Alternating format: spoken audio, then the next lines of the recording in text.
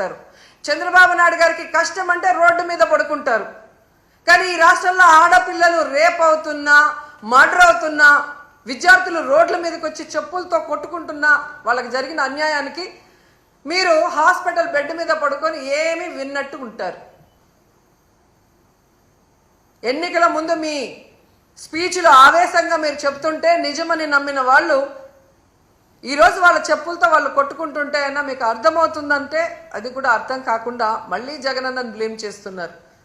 మీకు నిద్రపోయినా, మెలుకున్నా, అసెంబ్లీకి వచ్చినా, బయటకు వెళ్ళినా ఎప్పుడు జగన్ జగన్ జగన్ జగన్ని ఎలా తిట్టాలి, జగన్ మీద ఎలా దుమ్మెత్తిపోయాలన్న ఆలోచన తప్ప మరొకటి లేదా?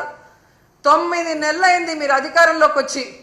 మెజారిటీ సీట్లు మీకున్నాయని గొప్పగా చెప్పుకుంటున్నప్పుడు 11 సీట్లను ఎక్కిరించే మీరు 11 సీట్లున్న జగనన్నకి ప్రతిపక్ష హోదా ఇవ్వడానికి ఎందుకు భయపడుతున్నారు? ఒకవేళ మీరు గవర్నర్ స్పీచ్లో చెప్పినట్టు గత ప్రభుత్వంలో జగన్ గారే తప్పులు చేయడం వల్ల నష్టపోయి ఉంటే ఆయన ప్రతిపక్ష హోదా ఇస్తే అసెంబ్లీకి వస్తారు కదా, అప్పుడు నిలదీయండి, ప్రూఫ్లు చూపించండి.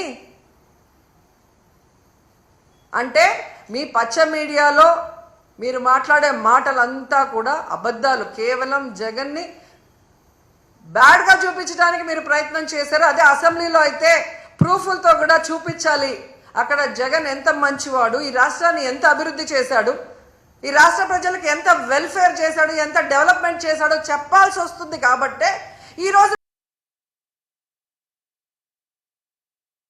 మీరు ఆయనకి ప్రతిపక్ష హోదా ఇవ్వటానికి నిరాకరిస్తూ మేకపోతు గాంభీర్యాన్ని ప్రదర్శిస్తున్నారు అనటంలో ఎటువంటి సందేహం లేదని కూడా ఈ సందర్భంగా తెలియజేసుకుంటున్నా.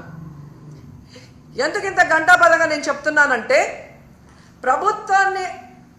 ప్రభుత్వం చేసే అవినీతిని ఎత్తి చూపించే PAC, పబ్లిక్ అకౌంట్స్ కమిటీ, ఈ దేశంలో ఏ రాష్ట్రంలో అయినా ప్రతిపక్ష ఎమ్మెల్యేకే ఆ పోస్ట్ ఇస్తారు, PACని. అలాంటి పోస్ట్ కూడా ప్రతిపక్ష ఎమ్మెల్యేకి ఇవ్వకుండా దొంగదారిన మీ ఎమ్మెల్యేకి మీరు ఇచ్చుకున్నారు అంటే మీ అవినీతి ఎంత పెద్ద ఎత్తున జరగబోతోంది, జరిగింది.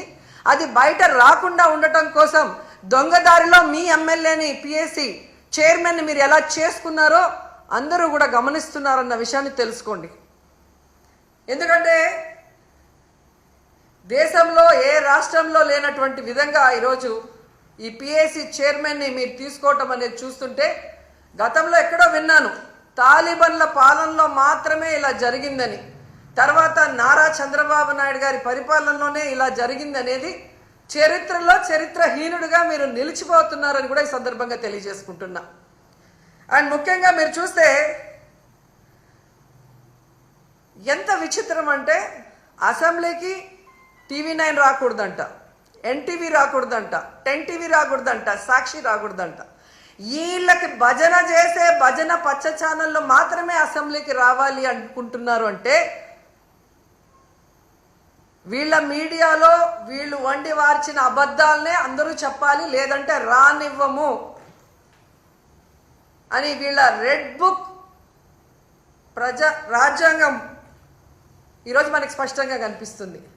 అంటే వీళ్ళు చేసే అవినీతి ప్రజల దృష్టికే పోకూడదు అని ఛానళ్ళని కూడా బ్యాన్ చేసే విధంగా ఈ రెడ్ బుక్ రాజ్యాంగంలో చూస్తుంటే అసలు ఈ రాష్ట్రంలో వీళ్ళని చేసే తప్పుల్ని ఎవరు కూడా ఎత్తి చూపించకూడదు, చూపించే వాళ్ళు ఎవరిని కూడా మేము సహించమనేది స్పష్టంగా